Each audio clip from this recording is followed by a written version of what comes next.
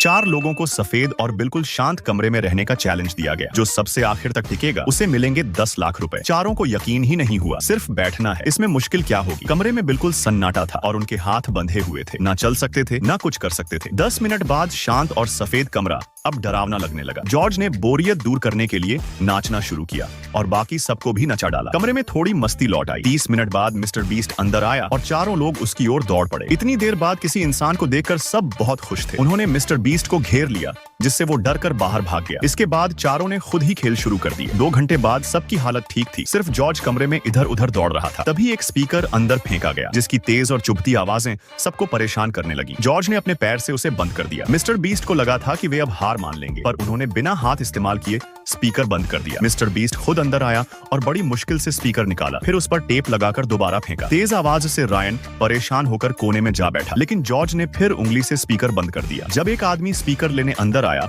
तो सभी ने उसे घेर लिया। मिस्टर बीस्ट को आकर उसे बचाना पड़ा। 5 घंटे बाद जैक और डेनियल बोर होकर चुपचाप बैठ गए, जबकि रायन और जॉर्ज जमीन पर घूमते और हंसते रहे। तभी मिस्टर बीस्ट ने चारों को एक एक बिस्किट दिया, यही उनका लंच था। 7 घंटे बाद मिस्टर बीस्ट बोला, जो सबसे अच्छा डांस करेगा उसे टॉयलेट जाने मिलेगा। सबने जोरदार डांस किया और उन्हें बारी बारी टॉयलेट जाने की इजाजत मिली, लेकिन जैक बाहर गया और वापस नहीं आया। उसने चैलेंज छोड़ दिया। अब बचे थे जॉर्ज, रायन और डेनियल। 10 घंटे बाद मिस्टर बीस्ट ने चिल्लाकर कहा, खाना आ गया है। सभी तुरंत उठ खड़े हुए, लेकिन शर्त थी, खाना बिना हाथ लगाए खाना था। 12 घंटे बाद जॉर्ज को अजीब आवाजें सुनाई देने लगी। कमरा शांत था, लेकिन उसके कानों में शोर गूंज रहा था। उसने सोचा, अगर और रुका तो पागल हो जाऊंगा, और उसने भी चैलेंज छोड़ दिया। अब बचे थे सिर्फ डेनियल और रायन। दोनों ने कहा, चलो इनाम बांट लेते हैं। मिस्टर बीस्ट ने भी मान लिया। रायन और डेनियल को मिले 5-5 लाख रुपए। तो दोस्तों, अब जरा देखो आपके फोन में कितना बैटरी बचा है।